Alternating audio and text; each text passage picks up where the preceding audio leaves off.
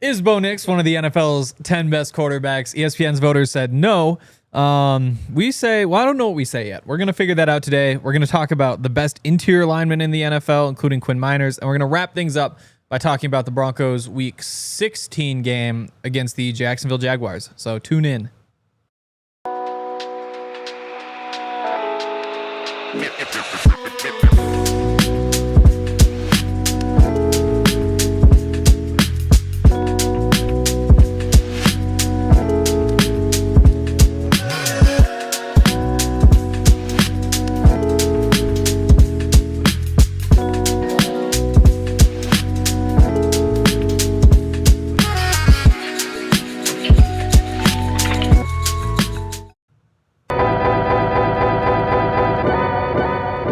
This is the DNVR Broncos Podcast, still without a presenting sponsor. There were a lot of comments last night of people arguing with our what ifs. Nobody offered to become the presenting sponsor. Come on. Yep. I want a John Bailey to present this show. Wow.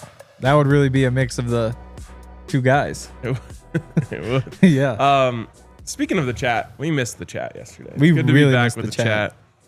Yeah. Felt empty. We hope you guys caught the What If show. Yes. Aired in prime time last night. Yes. If you didn't watch it, or if you were confused about the showtime, well, maybe you watch it when you're done watching this show. True. It's right there for you. It is waiting for you. And we gave you guys lots of shout outs because we missed you dearly. We did. I was also making references to that show in the draft pod later in the day. Which was live. And before the show. Yeah. So, I don't know. Really threw me off. Magic of television right there. Yeah. I was also telling Dre yesterday, I'm trying to convince Lexi to climb a mountain with me on Saturday. Why would you do that? Because we're going to Montana, and one of my friends invited us to climb a mountain. She really hates heights. Yeah. And, I mean, mountains obviously pretty tall. Mm-hmm. Yeah. So, have you ever tried the hikes where you drive? So that's the cool part about this one. You drive up to the top of the pass, and then you park, and then that means it's only an hour and a half to get to the top of the mountain, which is crazy bang for your buck. Yeah. Or you could just hang out at the part where you drive to. And look at the mountain. Yeah. Maybe tailgate a little. Wow, you could. You could. I'm also going to a mountainous area this weekend. Wow. And at one point a hike was suggested. Not by me. Yeah. And I just gave like a light. Yeah. Maybe. Sure, we'll see. Yeah. Yeah. 'Cause you don't want to be the like anti-hike person. I agree. I've been that person in the past. Now I'm just very particular. So like this one is a sunset hike. So you get up there for the sunset, you climb back down, which means you're climbing down a mountain in the dark. But it also means you don't have to wake up early. Like it's nice. You just like get in the car at like 6:30, start hiking at like 7:30, just nice and easy. Yeah. So like that's one of them. Is like I'm not waking up early to go on a hike. For sure. Like I might do this car hike on, I think it's called Trail Ridge Road, which I think is the highest road in North America. Wow. Something along those lines. So that's like, even your car is like, screw this. Unless you have a Toyota, which is built for it. Anyways. Yes. Bo Nix, maybe a hike guy. I could see him enjoying a sonder up the mountain. Yes. Oh, somebody on Twitter ranked all the quarterbacks by how much fun they would be to smoke with. And I think you can say bowl. A bowl? Joint, we can say bowl. That's blunt. fine on here. Yes. I think it was just any sort of them. Uh-huh. And they put Bo Nix in the category that's like, I think my wife says no.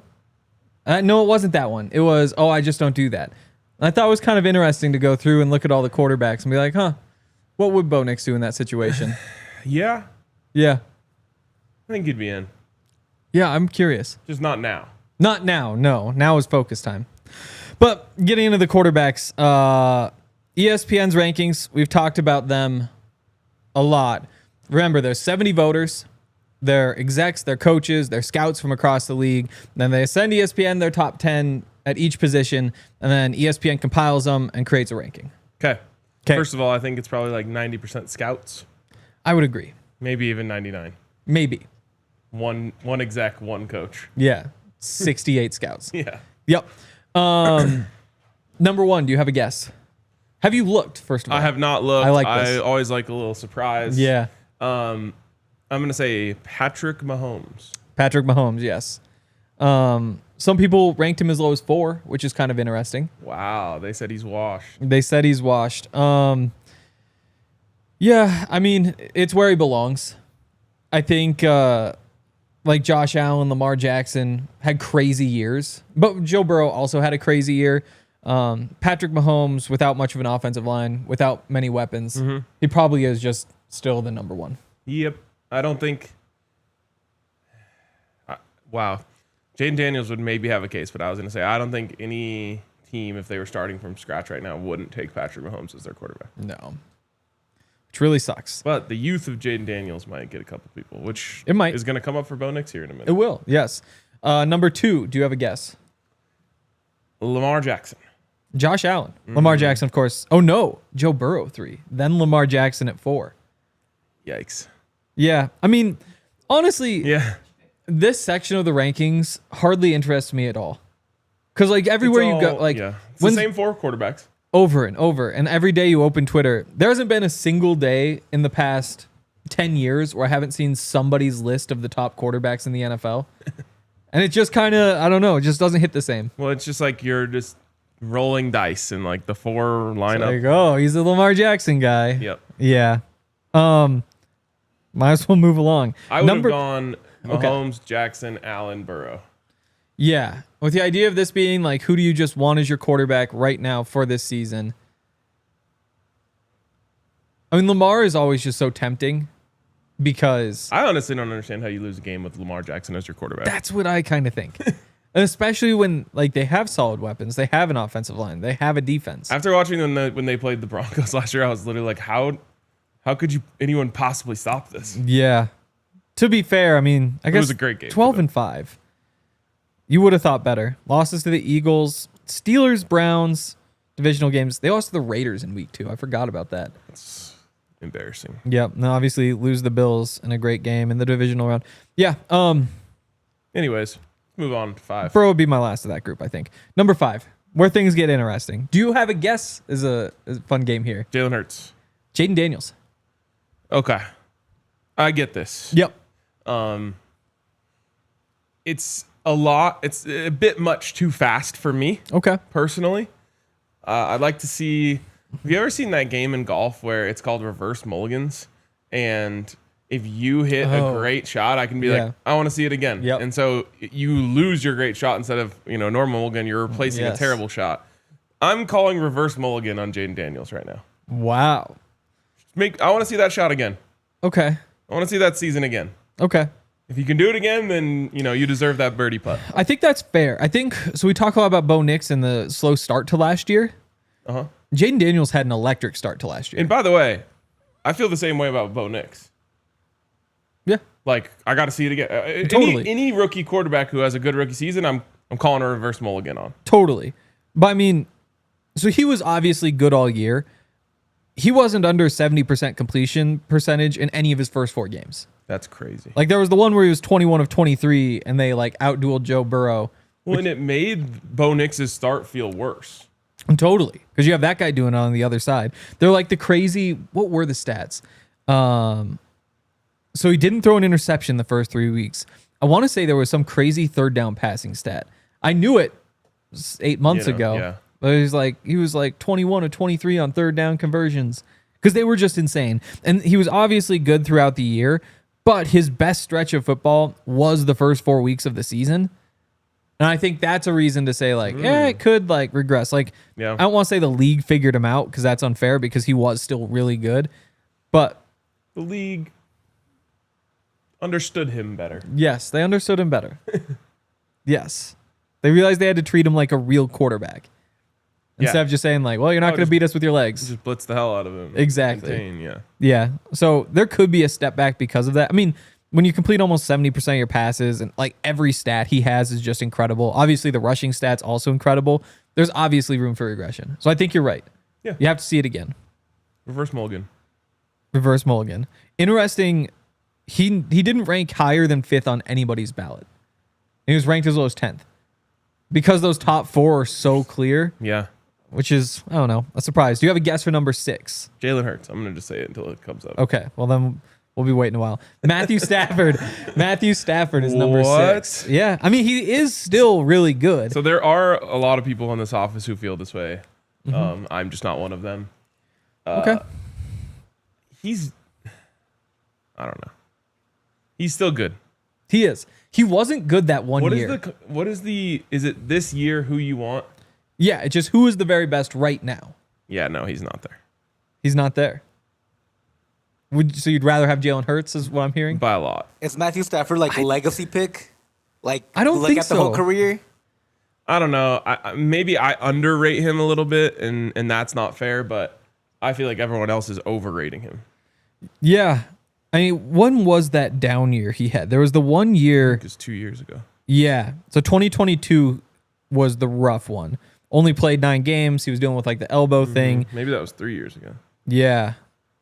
But then again, last year, maybe the numbers aren't electric. 20 touchdowns, 8 interceptions. And I really hate doing the touchdowns and interceptions thing, but there is some value there. I didn't know you were a touchdowns and interceptions hater. It's so lazy. Like, it's so lazy just to be like, oh, there's that and that. Is this like the guys in baseball who like don't subscribe to batting average anymore? See, I'm still a batting average guy. Because, like, to me, batting average is like passer rating. I'm a passer rating guy. Okay. Everybody moved on to QBR. And I think people are now past QBR, but they aren't going back to passer rating, which I think, again, it's not a perfect stat, but it's a stat that has everything in that. Like, it gives you your yards per attempt. It gives you it factors in your touchdowns and your interception. It factors in all of these things and just gives you a nice little metric. And there are flaws with it, just like there are flaws with any stat. Like the big one being it doesn't volume isn't factored in. Yeah. Or there's the like if touchdowns to interceptions is just so good because it's just like you threw this many touchdowns, that's a really important one to know. Yeah. And you threw this many interceptions, that's a really important one to know. But if you're also putting up like they're not directly correlated, which is interesting. Yeah. But I don't know. I like touchdown to interception as just like a baseline. This tells you if someone had a decent season. Yeah. But at the same time, like it doesn't tell you, oh, this guy had like 8 yards per completion. Yeah. And so every time you throw the ball, you were just going to be so efficient unless you threw an interception. Again, like interceptions matter. Like if you're throwing a bunch of interceptions, then that does devalue the other stuff. But if you're the kind of guy who's just every time you throw the ball, picking up a bunch of yards, you can live with some interceptions. Or it's like, what if you're on a team that just runs the ball really well? And so you get down the red zone. It's like Lamar Jackson's touchdown interception is hurt by the fact that you just give the ball to Derrick Henry. I get it. Okay. So number 6 is Stafford. Yes, who I think is really good. I think belongs in the back half of the top 10 for me, or back which he end is. Of the top 10. Oh, okay, there we go. Yeah, because he is in the back half. He is just so good at just dicing defenses up. Like you just give him a sliver. It's his arm that makes him special. Like if he didn't have that arm, then yeah, there would be not much there. But the fact that he's still just like there are windows that, as much as we love Bo Nix or anybody else on this list, many people on this list, you just can't even try unless you're him. And the fact that he's doing it over and over again with good receivers, but getting to what they got to the divisional round, yeah, they didn't get the NFC Championship. Lost to the Commanders. Yep. No, lost to the Eagles. No, lost the Commanders.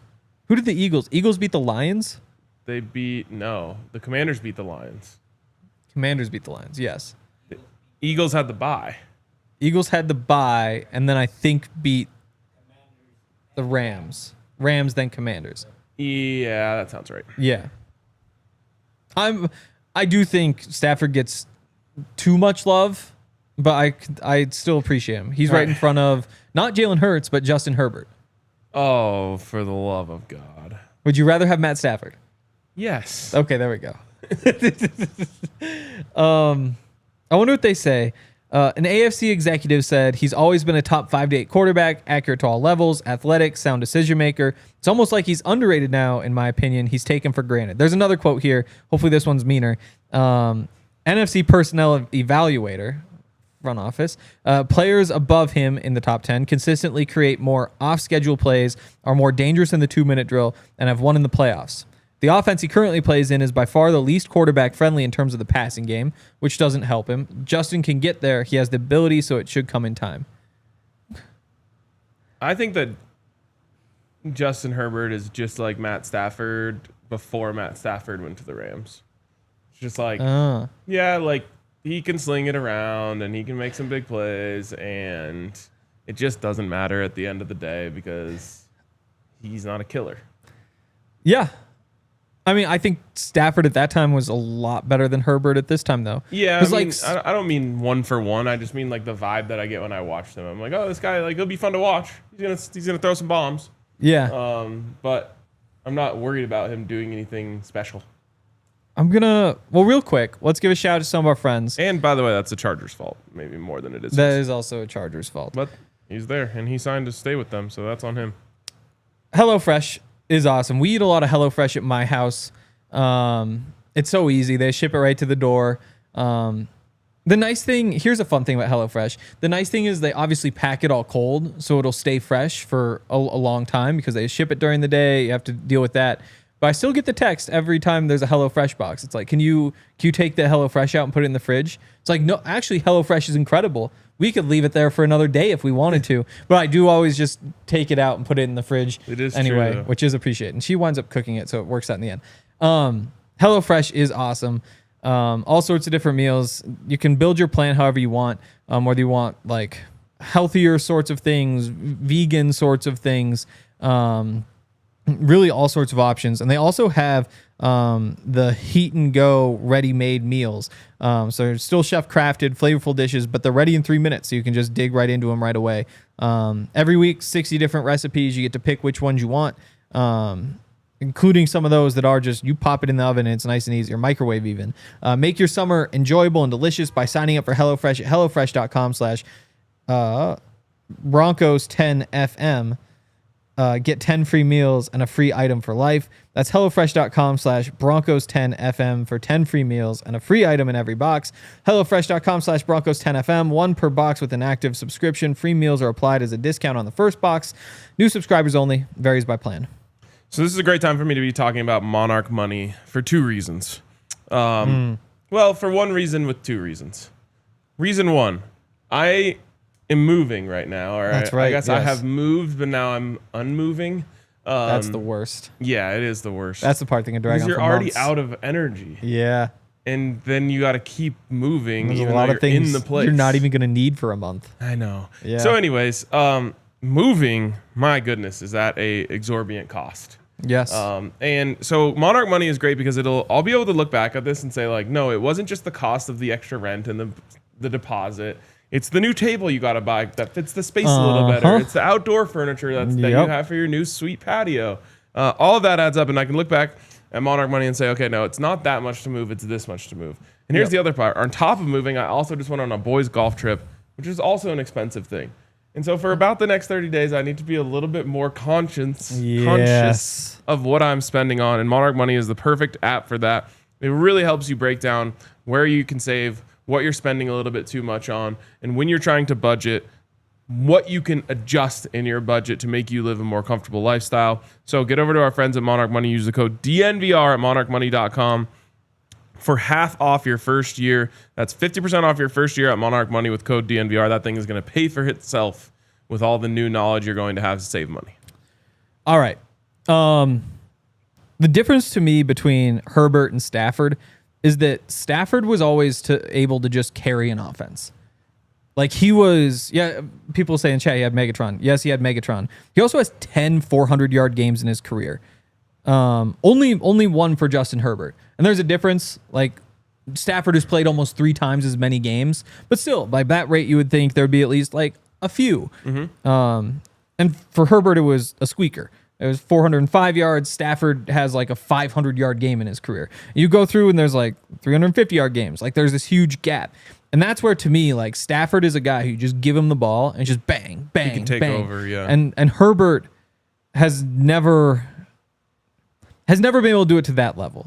Like he does, again, somebody with 27 300-yard games in his career, you probably shouldn't say like he can't be a volume quarterback, but he just isn't in that tier of like Peyton had that, Roethlisberger had that, Yep. and so he adds the athleticism in and some of the bootlegs, but that just hasn't really turned into anything of much value. And so you just have this kind of like tweener here. Like he's not even as good as Phillip Rivers, honestly. Yeah, and I look at Justin Herbert, and we have the unfortunate yet unique perspective of playing Patrick Mahomes twice a year. Yes. And when you play Patrick Mahomes, you are worried on every play. Yes. When you play Justin Herbert, it's kind of like a 50-50. Like when this ball goes up, like we might be able to make a play on it. It might be inaccurate.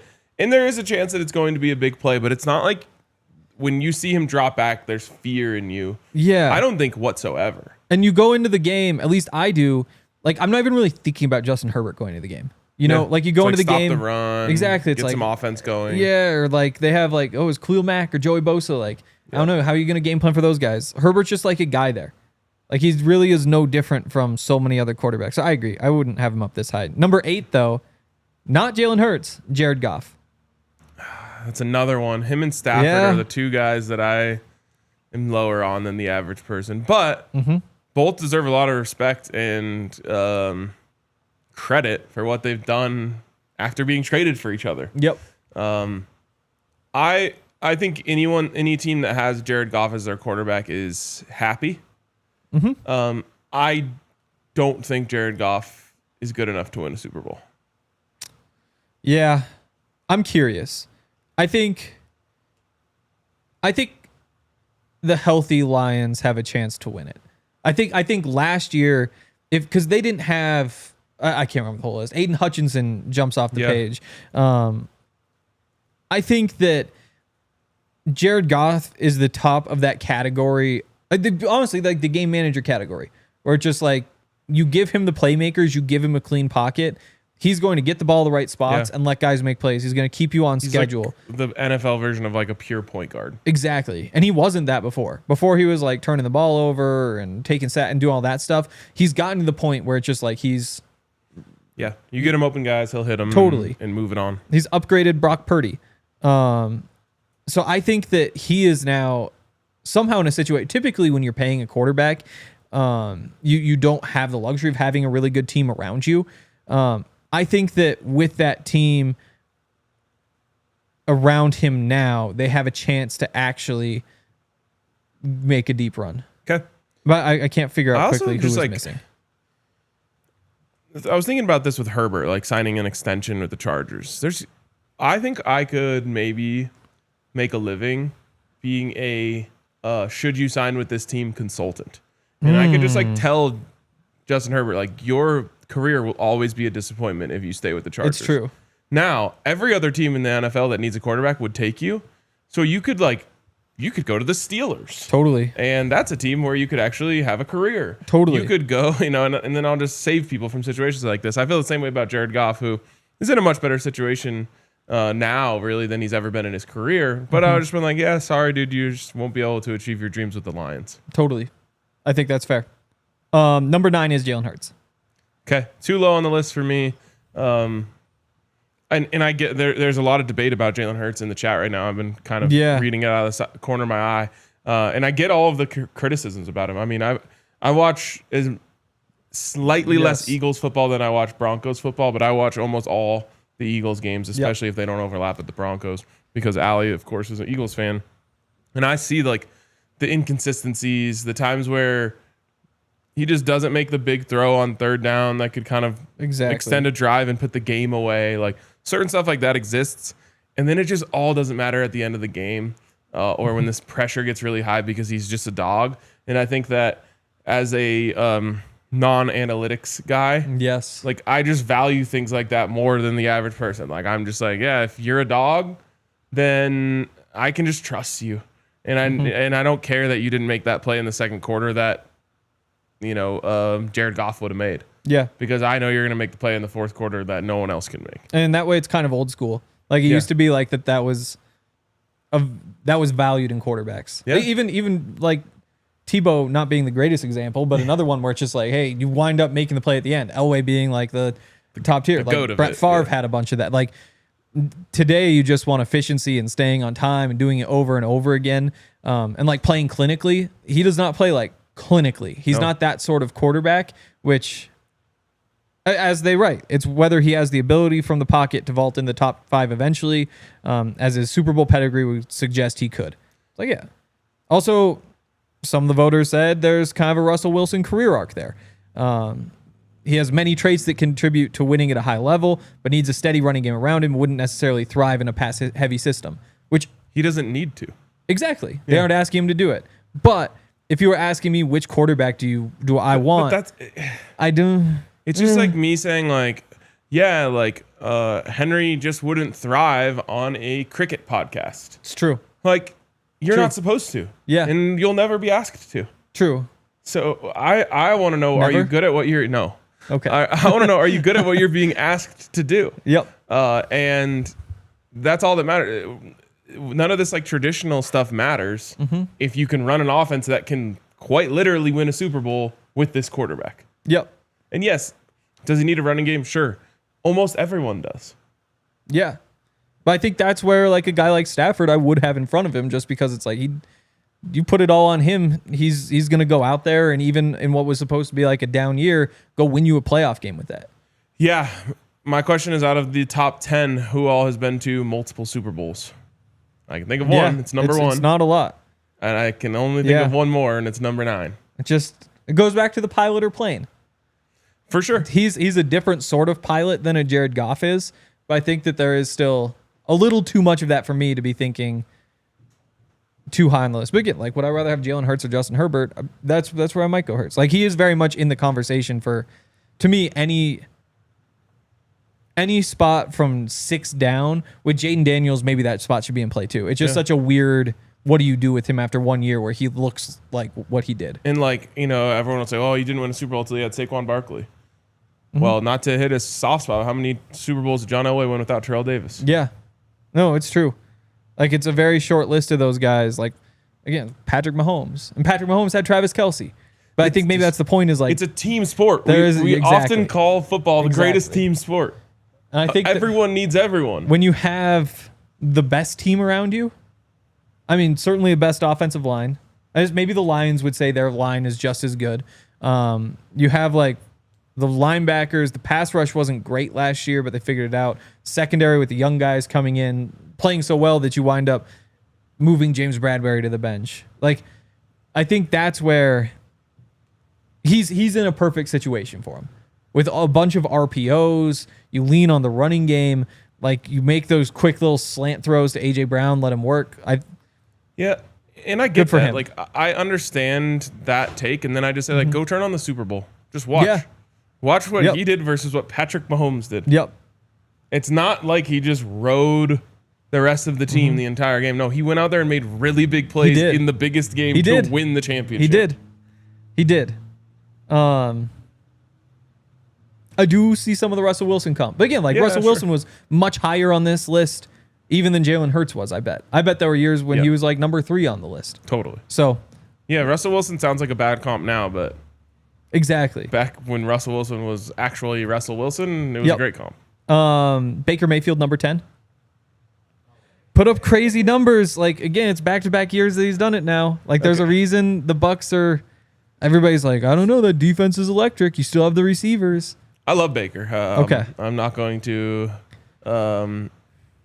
shit on Baker, but I will say, read me 7 through 10. Justin Herbert, Jared Goff, Jalen Hurts, Baker Mayfield. I would call this the Bo zone. Okay. Like, this is where Bo Nix can be at the end of this season. Okay. I'm not going to sit here right now and try to make the case for that he should have been in the top 10 on this list today. But he certainly has the ability to join this group of players, in my opinion, by the end. Now, I don't think Jalen Hurts should be in this. Jalen Hurts could win another Super Bowl this year and vault himself into a whole new category. But this is an area where I think Bo Nix can sneak into. Yep, I think so too. Honorable mentions, they only have 2. So number 11 is C.J. Stroud. Number 12, Jordan Love. And then receiving Jordan votes. Love, like... Yeah, there's nothing stopping Bo Nix from being better than Jordan Love by the end of this year. And he's another guy where it's like, on schedule, how much is there? And in the modern NFL, would you rather have somebody who's precise rather than like the bootleg, chuck it deep, and it's either going to give you a big play or a mistake? It's like he got hot the first year. He wasn't hot last year. No reason Bo couldn't pass him. Receiving votes, we've got 6 of them. And this is the order. So number 13 essentially is Kyler Murray. 14, Brock Purdy. 15, Dak. Kind of crazy he's this low. Because he is, I mean, there's a lot of recency bias in this list. And maybe there should be for a list like this. Number 16, Aaron Rodgers. 17, Tua. 18, Bo. Last one on the list. Oh, so he made the list. Yep. In the receiving votes category, essentially number 18. And I want to say 18th is where he was in QBR last year. Okay. I would believe it. So this is perfect. I think you could split hairs about where he could fall. You could maybe make a case for him to jump up a couple spots. Mm-hmm. But to me, it's not about this list. It's about the list 1 year from today. Yep. And Bo is within striking distance of all of the names on here that people consider great quarterbacks, or I shouldn't say great, very good quarterbacks in the NFL. Yep. Franchise quarterbacks, for sure. Yep. Let's take a quick break and we can wrap things up with Bo. We have a bunch of friends. That's always my transition, including Cake Mortgage. Cake Mortgage is awesome. Let's see. I don't have a mortgage yet. You don't have a mortgage yet. But someday we're all going to have mortgages, and hopefully we're all true. We're all going to go to Cake because their mortgages are the best mortgages. You may think there's no difference between one mortgage and the other. Well, you are very wrong. In particular, they thrive on the non-QM loans. So how does that work? It's a sort of loan that goes toward people who don't have traditional income, don't have a W-2. You give them the bank statements, the profit and loss, whatever it may be, to show that you, as likely a self-employed, not unemployed person, can use to show that you are actually making income, even if you don't have like a tax return that says like you are making this much money. It's really helpful for all those sorts of people. They've got all sorts of different products. You would think business owners that have good credit and a bunch of cash on hand would find it easy to get a mortgage. It isn't. You can go to Cake. If you're a savvy, growth-minded entrepreneur who wants to use other people's rent money to grow your real estate legacy, you can head to cakehome.com today for some of the sweetest deals available anywhere with a process that's, well, a piece of cake. Call 1-800-EAT-CAKE. Again, that's 1-800-EAT-CAKE. Now, Cake Mortgage Corp., Equal Housing Lender, NMLS number 1734623. Licensed in Colorado by the Division of Real Estate. Terms and conditions apply. Also, shout out to our friends over at Empire today, the best in the business when it comes to flooring. They came in here and did the very floor that our chairs are resting on right now. And as you guys have heard me tell you before, the people that work in this office sure know how to break things. Yes. Sure know how to disrespect property. Mm-hmm. Sure know how to scrape up a floor that isn't properly made. Yeah. And yet, this floor from Empire today is holding up unbelievably. No large gashes or like areas where it's like warped because someone spilled a beer on it and decided they didn't need to clean it up because that wasn't their responsibility. Things of that nature. Yep. This thing has held up unbelievably well, and it gives me reason to recommend Empire today to anyone who's looking for a new floor in their home or business. And the best part of it is you can get a $350 discount when you use the promo code DNVR. So go to empiretoday.com/DNVR for full details on how you can get $350 off your new floor. So I'm going to wrap this up with how does Bo get in there? And to me, I'll start with so he did a lot of things last year that kind of surprised us. Coming out, thought that he was going to be a little bit, well, we didn't know if he was going to be a risk taker because he was a risk taker at Auburn. It got him in a bunch of trouble. He was playing chaotic football. Then he goes to Oregon, which is super structured and forces you to play within that very strict structure. Mm-hmm. And so there isn't much room for a lot of like freewheeling. There are a couple opportunities, but not as much. Man, tough to say, like, did he just get all of that out of his system? Was he just so pigeonholed that he didn't have a chance to be himself, which is a bit of a risk taker? I think that what we saw is that he was good at making plays. Red zone, third downs, a lot of plays he made. The athleticism played up, which is important to his game in particular because of some of that playmaking off-script stuff that's important to what he does. The deep ball played up, which I think is also very important because that was the other concern, is that he really struggled to hit deep receivers in stride when he was in college. Having a couple notable examples, Troy Franklin, Marvin Mims, you start to say like, okay, this could be a part of his game. still some inconsistencies, still like a lot of the reads aren't perfect. He'll leave his first read too quickly, and he'll wind up with open receivers that he's missing. You saw it in the Bills game on a couple of plays. I think the footwork still isn't perfect. You see him miss throws because of the footwork, but again, that's another conversation we have with like a Patrick Mahomes. He still misses throws because of footwork, but he makes so many of those off-platform throws that you say, this is something we want him to do. Bo, again, like the batting average isn't quite that high. So to me, it comes down to, can you clean up the footwork enough so that the easy throws just get a little bit easier, so that those couple hiccups in accuracy don't exist, and just a level of patience that at times we saw, at times he was a bit frantic moving from one read to the next and missing open receivers because of it. If you check those two boxes, you're going to wind up with more completions, and I think that's where you take that next step. Yeah. Will you star Cavante's comment there? It's a fun one. I think you made a lot of great points, and I think those are super fair criticisms that I just kind of throw out the window because he was a rookie. Exactly. And so it's like, yes, there are all these areas for improvement. Mm-hmm. There should be all of these areas for improvement. Exactly. And what excites me about this is that Bo Nix took such a leap within the confines of his rookie season that the room for him to grow is exponential, in my opinion, because of Sean Payton.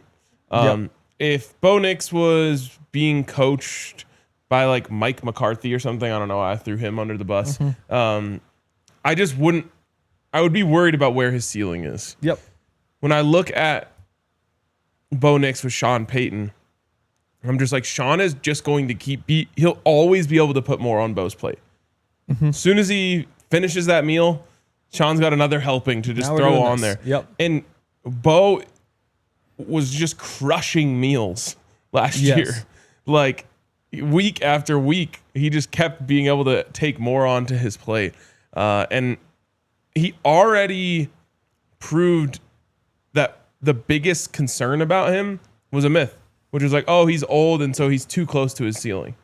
His ceiling went up several floors from week 4 to week 16.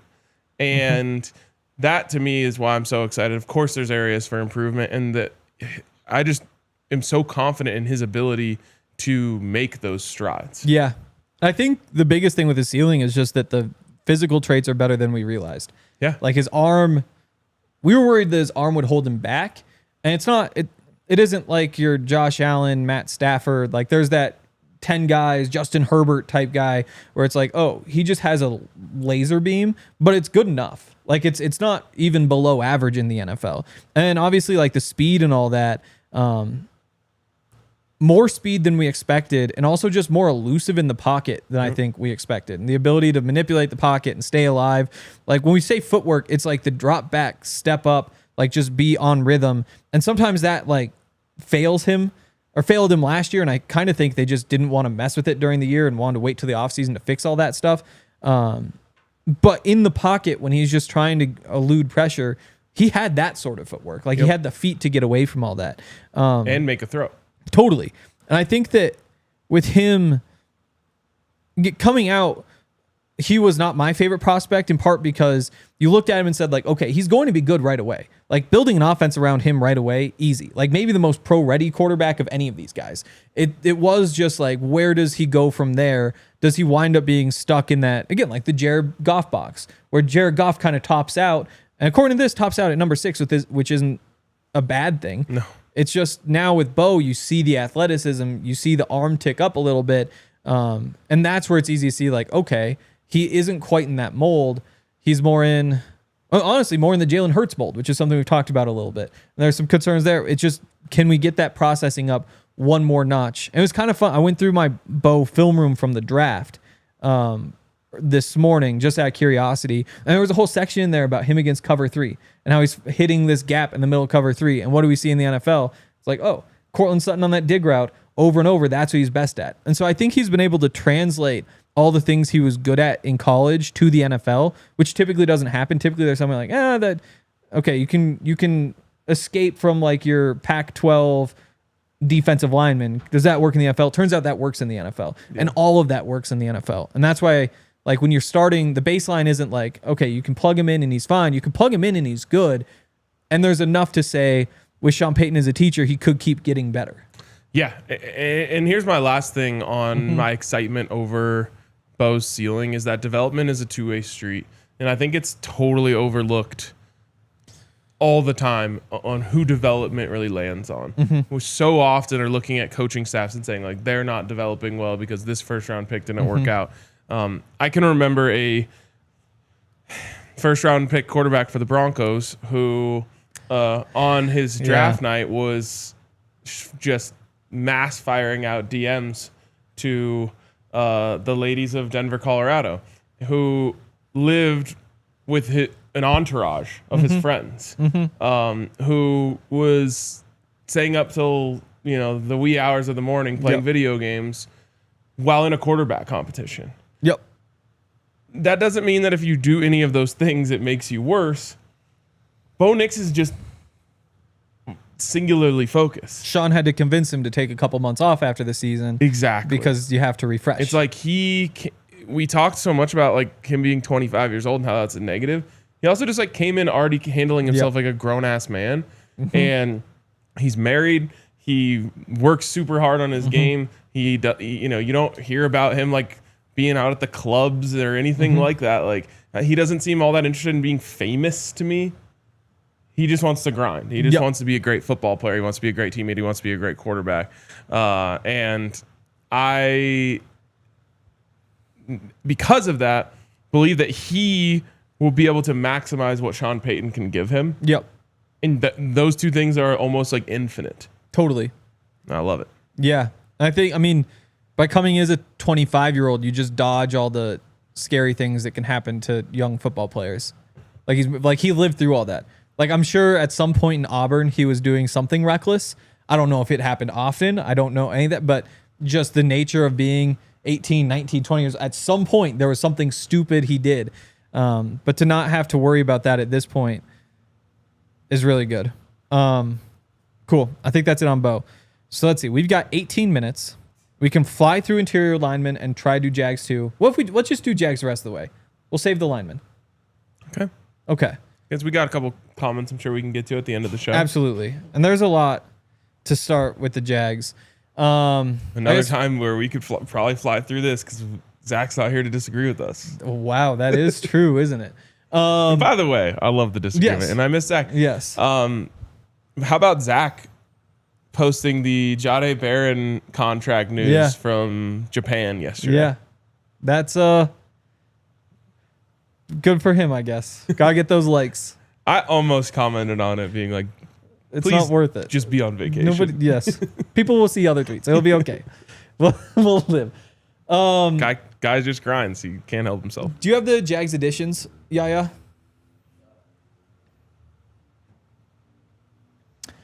All right. Evan Ingram left the Jags. Not sure if you heard about that. I did hear. Also lose Andre Sisco, lose Brandon Sheriff, who I don't think played all that much. I would have to double check on that.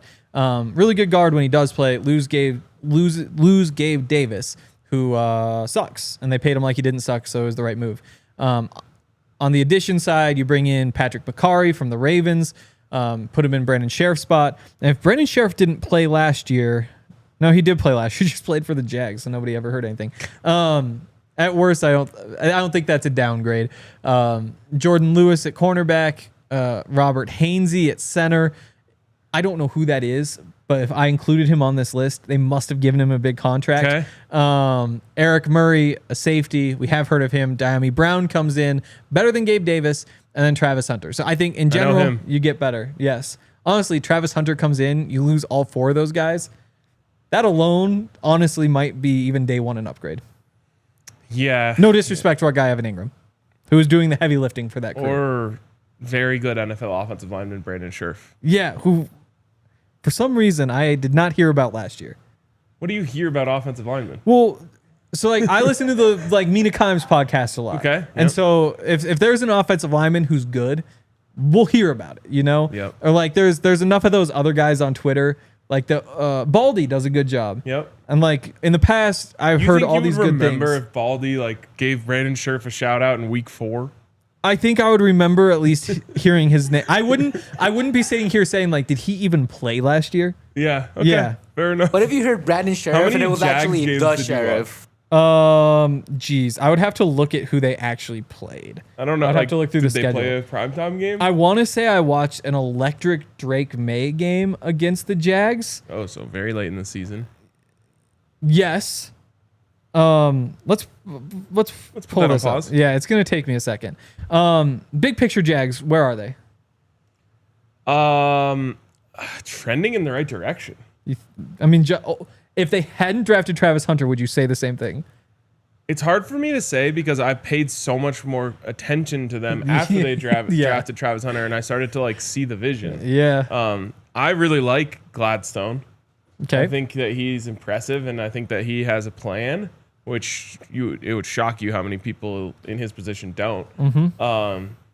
Liam Cohen, started off as a meme, but I like the way that him and Gladstone, I feel like they're on the same page, which, as we know, is one of the most important parts.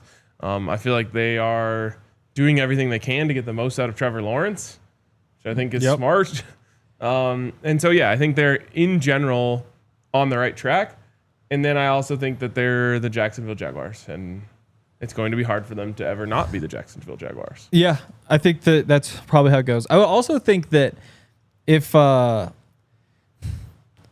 think any team that you pay attention to and you hear like, here's what the team is posting. Here's what the Hard Knocks effect. Exactly. It's like, I don't know. There's something there. The Browns might be kind of nice with Hugh Jackson. Yeah, it's the same reason why everybody feels good about their team. It's like nobody goes in the year saying like, I don't know. I think expectations might be a little too high. Yeah. It's always like, ESPN thinks we suck. Like we're going to win 6 games. No, we've got 8 at least. Also, I found it. That was Drake May's second start, which is why I would have watched it. Week 7. Drake May, awesome. Jags still beat him pretty easily. Trevor Lawrence is my fantasy quarterback and just consistently puts up disappointing numbers. Oh, yeah. You'd be shocked. If he wasn't a number 1 pick, we'd be having very different conversations about Very him. much so. And maybe that's the place to start, is that like they haven't been all that good, and he hasn't been very good either. Let's pull up some career stats from Trevor Lawrence. We do have Trevor Lawrence to thank for Justin Herbert still not having a playoff win, though. We do. He did do that. So thank you for that. Yeah. That really makes me happy when I think about it. It should. Trevor Lawrence last year as a starter, 2-8, completed 60.6% of his passes. You'll appreciate this: 11 touchdowns, 7 interceptions. And for me, an 85 passer rating, which is slightly worse than the 88 passer rating from the year before. Okay. So Trevor Lawrence, not good. And honestly, should be like fringe, should we start him territory. Like, I think, again, he's not like a Daniel Jones, but he might be somebody who you say like, oh, he's our starter. Let's go get a Jacoby Brissett just in case. So A Gardner Minshew just in case. This could be a long conversation, but we do have 12 minutes. Exactly. Where did things go wrong for Trevor Lawrence? How did he go from generational prospect? No, their words, not mine. Yes. The next Mine, Andrew I said Luck, it. best since Andrew Luck. All of that. How did he go from that to here? I mean, they're the Jags. I think that's the first place you start. So, But when I watch him play, I just no longer see the stuff that we saw in college Yeah. that was like, damn, this guy's nice. yeah. College, the athleticism really played up. There was a lot of read option stuff where you saw him run and you'd be like, oh, wow, this guy's fast. Like, this guy flies. Like, sure, he's skinny, he's tall, he's kind of lanky. Like, you don't want him taking hits, but you give him to the edge, he can go. And in the NFL, that just doesn't matter. Like, I think that there's like a tier of those guys who you can actually give the ball to and say, like, we want you to be a runner. And maybe it's a mistake to not ask him to run more, like on designed runs in particular. But that piece kind of dried up, and I think that unlocked a lot of what he did. I think the arm is still there. I think there was also belief that like, oh, this guy's going to fill out a little bit and maybe even add just a bit of arm strength. He had a good arm the entire way, but that really hasn't happened. To me, a lot of it's just system, though. I mean, when you're drafted by Urban Meyer and you come into that whole Urban Meyer mess, like, that's not good. Led the NFL in interceptions as a rookie, 17 interceptions, 12 touchdowns, wasn't good, 3-14 record. The next year was the breakout, 9-8, 25-8, his only Pro Bowl. And I think that's the year. I mean, that is the clear outlier. That one good year is the clear outlier. I think, again, looking at Doug Peterson, that would have been. Oh, where is it? Coach Doug Peterson, yes. So that worked, and did they fire him right away after that? No. They had, so he was there. Oh, so he had 2 more years. So he did watch the slow decline. So I don't know. I mean, I wanted to see one more thing. The 2022 weapons. So that was when Christian Kirk had 1,100 yards. That was his big breakout. Evan Ingram was there, 766 that year. Kind of his big breakout. Zay Jones had 823. Leading rusher Travis Etienne with 1,100 yards, which I believe was post James Robinson being a big thing. So I think the weapons have declined. I would imagine offensive line declines. Defense also probably declines. All right. But yeah, I don't know. I feel like he hasn't been developed. It's interesting to see like what's going to happen with a incredibly dynamic wide receiver combo in BTJ and Travis Hunter. I mean, that is, in terms of young wide receiver duos, miles ahead of anyone else. Totally. Miles and miles and miles. I mean, Brian Thomas Jr., reigning best rookie receiver. Yep. Travis Hunter, you would think a great chance to do that. You get the best receiver in back-to-back draft classes. That's a very good situation to be in. And I think that this is like the end of the line for like Trevor Lawrence excuses. If you can't succeed with those guys, then you just aren't it. Other than that, offensive line still should just be terrible. And that's not going to change. Like, they lose the tight end. Defensively, kind of interesting with Josh Allen, who now goes by Josh Hines Allen because the other Josh Allen stole his name. And Trayvon Walker, who, again, maybe hasn't lived up to like number 1 hype, but is like a 10 sack a year guy. Like, they do have like a couple pieces on defense, but it is pretty thin on defense in general.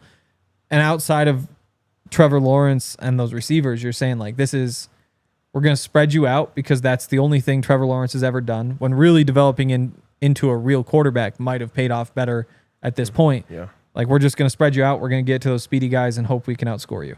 Yeah. Should we get to the breakdown here? Sure. All right. Yeah. Or last thing before we do that. How do you defend them? Like, is it just Pat Surtain, Brian Thomas? Mm-hmm. Okay.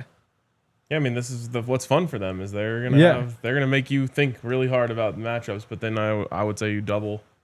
Travis. And then offensively, or at least leave help. Offensively, is there any particular like approach? Again, it's like a pretty neutral defense across the board. There isn't much that you look at there. It's more so like a team like the Jags, who probably won't be much good. Does that mean you just run the ball? I'd just say you in do December? Your thing. Okay. Like, you don't worry too much about what they're going to do, and you just go out there. This kind of could be like a Bo Nix 300 yards. Yeah. Like, Sean Payton loves an opportunity to pad some stats for his quarterback. Totally. This could be one of those games. Like, if you get like an RPO, interesting to see what like how they're going to use Travis Hunter. Totally. Especially at this stage in the season. Yeah. Yeah. We'll know a lot more about Travis Hunter by now. Absolutely. So many questions. Cool. We can do the matchups.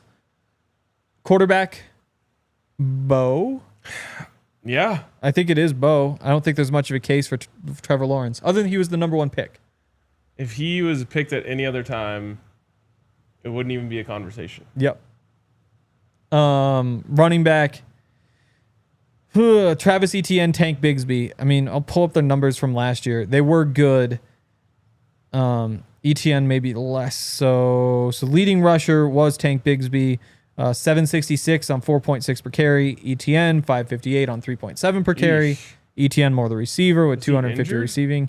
I think he was injured the year before. He did miss 2 games. Okay. But yeah, I mean, that's a really underwhelming.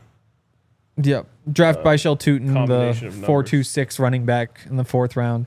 It is. It's also better than the Broncos last year. Well, yeah, but the Broncos aren't even returning anything from last year. True. Wow. I think I would take the Broncos here. I think so too. Yep.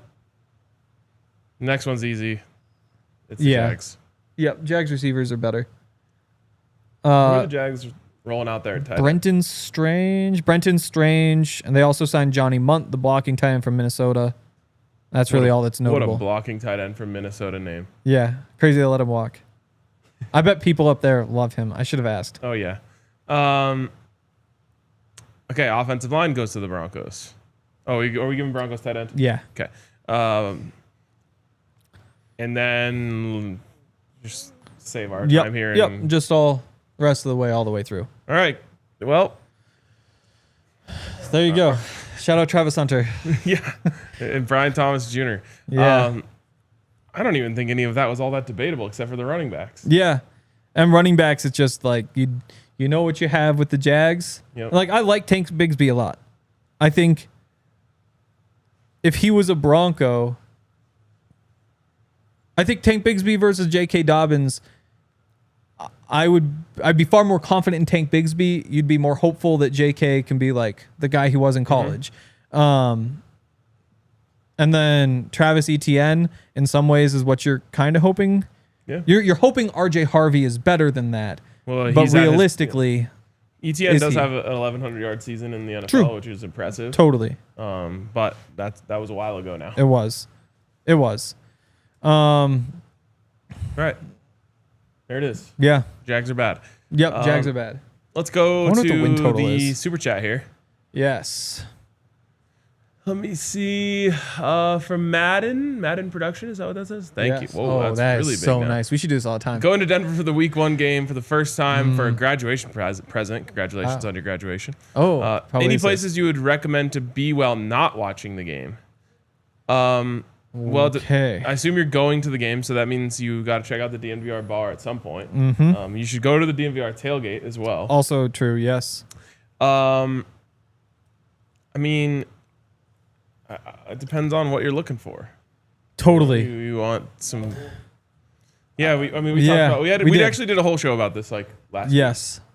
I think again. I'm a big fan of the museum and the zoo. I know that might not be everybody's cup of tea.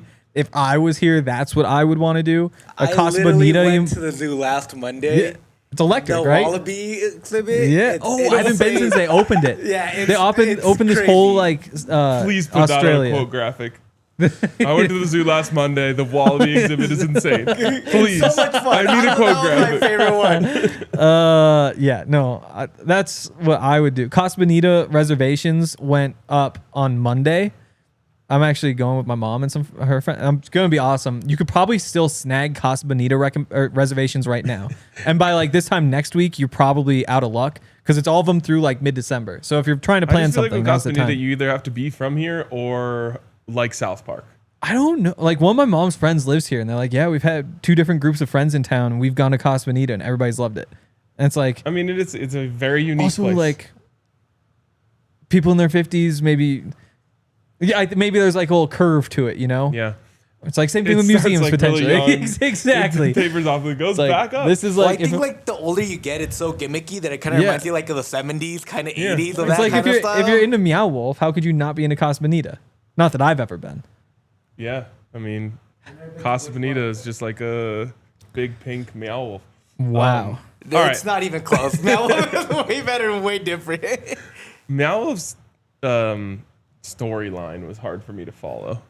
Yes, same. Okay. Last one here from Devontae Caldwell says, this is a question I really like RK's opinion on, and maybe he'll accept Henry's opinion on as well. Doesn't sound like it. How does Bo become the face of Denver sports? This question's probably going to go into overtime, so go over to the DNVR.com to watch that. Yes. This is an interesting one. Yep. The face of Denver sports is Nikola Jokic, right? Mm-hmm. Yep. Okay. Nikola Jokic is a 3-time MVP. Yep. With a championship. Yep. And a finals MVP. Yep. Bo actually does not have to clear that. No, he does not. Title. There's a Broncos bump. Because there's a massive Broncos bump. But there's one thing that I think he absolutely has to do, and then I think it'll just be pretty much automatic, and that is win a Super Bowl. Yep. If he wins a Super Bowl, that does it. You don't need 3 MVPs. You don't even need to win Super Bowl MVPs. You just need to be the quarterback of a Super Bowl winning Denver Broncos team. You're the face of Denver sports. That's just how it works. I think that there's probably some diehard Nuggets fans, which I am, but who don't like the Broncos, who would probably disagree with me on this. They don't have a voice. I've just lived here my whole life. I know how this shit Denver works. sports, yes. The quarterback of the Denver Broncos, when they are a Super Bowl team, is the face of Denver sports. Yep. And I don't think that's the only path. Like if you win one MVP, also just the face of Denver sports. That one, so that one I might push back on a little bit. Best quarterback in that world. He's the best quarterback in the NFL. Yeah, no, I know, but the more billboards with his face on him, when more commercials with him, you know. You're probably right. And if we're just being completely honest, like an American, true. Not that should matter, but it does. Yep. Yeah. I think honestly, what helps is that Jokic is more willing to just kind of let go of that than any other. He definitely wouldn't be like tug of warring Bo for it. Yeah, he's not doing more commercials to try to stay in the spotlight. Totally. No, definitely not. But and his fee might even be higher at that point. I guess one MVP. If Bo Nix was the MVP of the league, I think you're probably right. I don't want it to be that. I want him to have to win a championship. I agree. He has to earn it, and I feel like Jokic winning 3 in a championship and just Bo winning 1 doesn't feel right. It doesn't feel right, it's not but right. But it's the truth. I mean, it's the NFL versus the NBA. One of the genesis of this company was the idea that no one talked about any of the other teams but the Broncos. And that's when the Broncos were really good.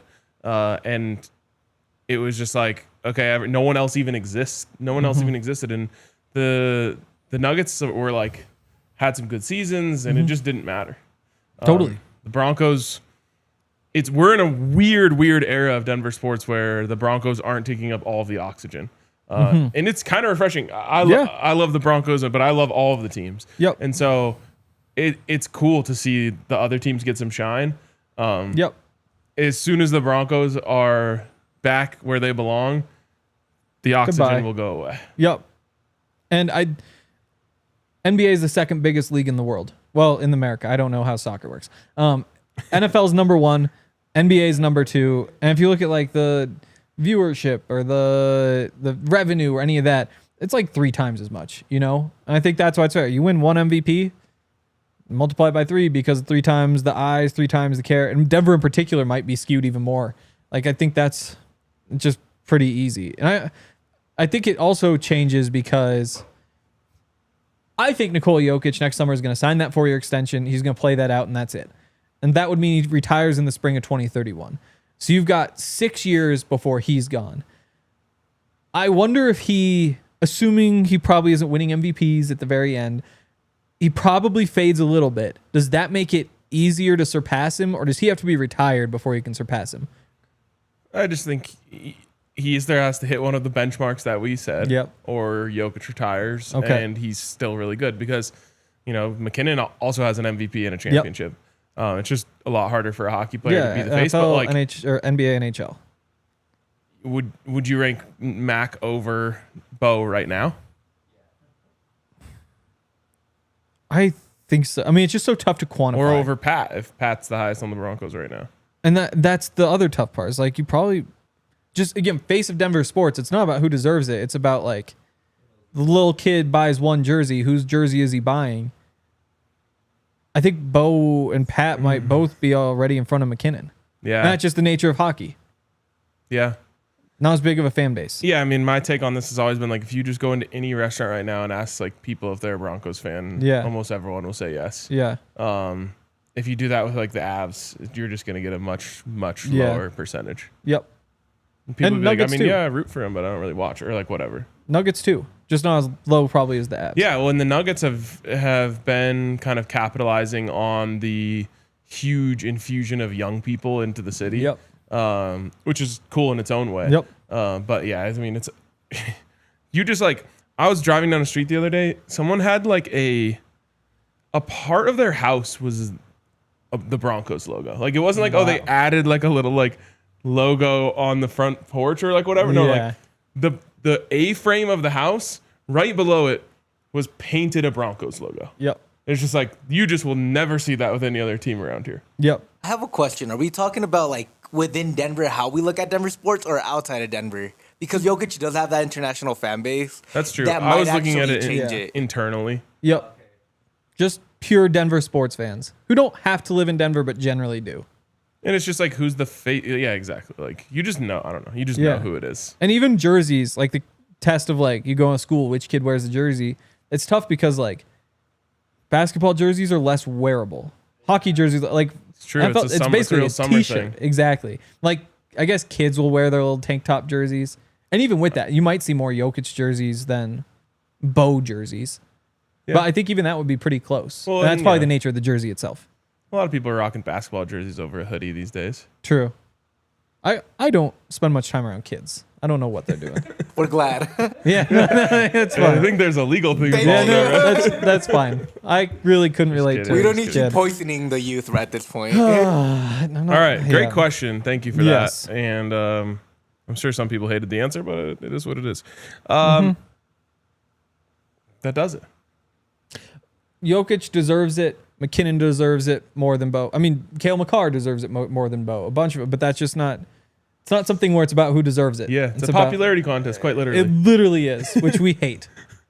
Sometimes we hate it. Sometimes we win. I don't hate it. Yeah, it's nice when you win. Yeah. It's dumb when you're not the prom queen or whatever. Yep. I wasn't. That's going to do it for today. We will be back tomorrow. Maybe we'll talk about the interior linemen. Maybe we'll do something else. We will probably talk about whoever the next team is, which is probably, is it Chiefs week 17? I think it's Chiefs week 17. So we'll talk a little Chiefs. Should be a good time. We'll see you all then. We all silly like the mayor.